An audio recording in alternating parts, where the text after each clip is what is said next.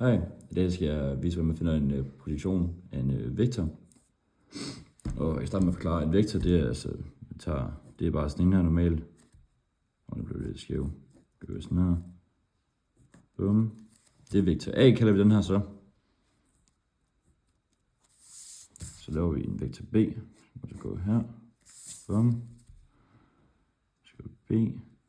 Og stregen der. Og det vi så skal gøre, når man ligesom skal klappe dem her sammen, der må man gøre det på, der man egentlig bare laver en lodret linje ned her. Bum. Og så har vi det, vi kalder vores vektor C. I det tilfælde her. Og den her, jeg har en her, den er 90 grader. Og den formel, vi bruger i dag, den går sådan her. Vi siger A. A. B. Er lige med. Sådan en her. Bum. A. B. Og det skal være lige med, hvad hedder det? Sekunder. Det skal være lige med, hvad hedder det? Hvad hedder det? Undskyld. B. Igen. Så punkter vi dem med B herude. Det er selvfølgelig morsomt, man kan se det. Det første skridt, vi skal gøre, altså lige sidst, at når man lægger dem her ned, altså når man har lagt den ned oven i den anden her, de to her, så kalder man det for A. Det må man skrive det på, det er med at sige A, B. Ligesom vi har gjort her. Det er det, man kalder, når man har lagt den ned oven på hinanden, klapper sammen. Og det første, vi skal gøre i vores step her, det er, at vi skal, hvad hedder det, A, B, er lige med K.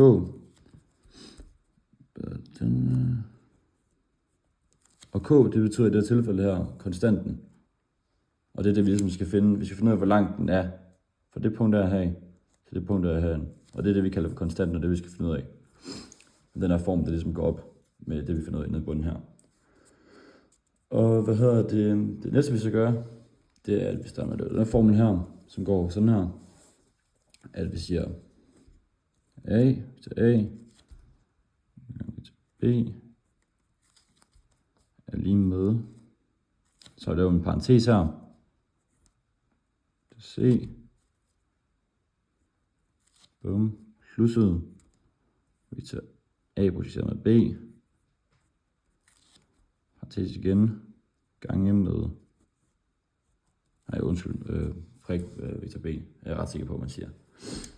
Og det næste, vi så skal gøre, det er, at vi skal gange der B. At vi skal, ophæve vores parentes. Og det gør vi simpelthen på den måde med, at vi gør sådan her. At vi siger ind med B, gange med C. Og det vil sige, at så kommer formen til sådan her ud. Og det vi også skal gøre her, det er, at vi også skal erstatte det her AB med A'et. Ja, vi tager A her, som er her, med K. Med K, som er vores konstant. Så det kommer til sådan her ud.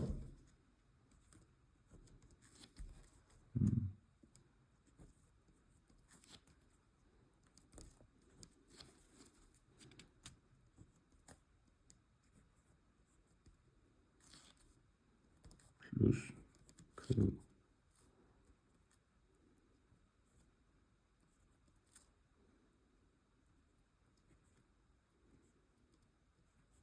Grunden til, at nu det, fordi vi har ganget de her to B'er der, så bliver det så B anden. Og i det her tilfælde, så skal vores skalarprodukt, det skal være, 0. Og det vi så siger, C gange B, og skriver det op her.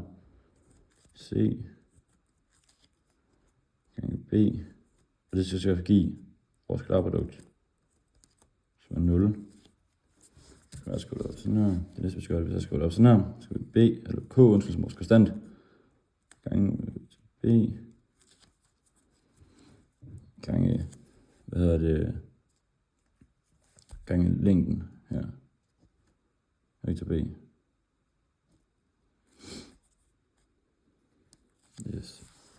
Og så siger vi så, hvad er det, AB.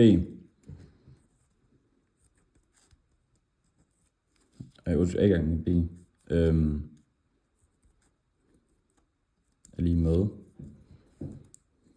K.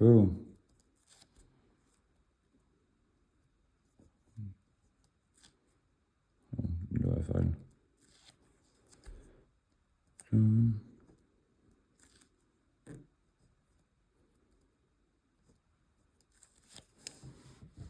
Og det vi ønsker nu, det er, at vi ønsker at isolere K.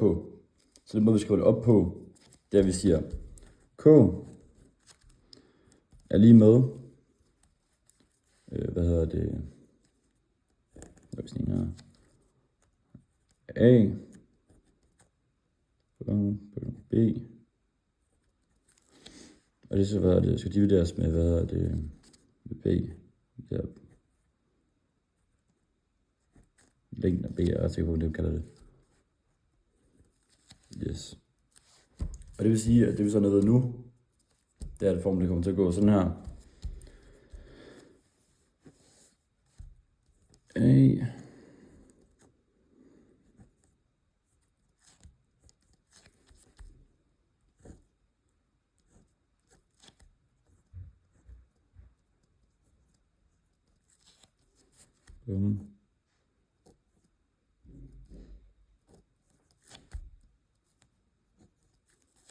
Og det matcher så det, vi fik her på toppen.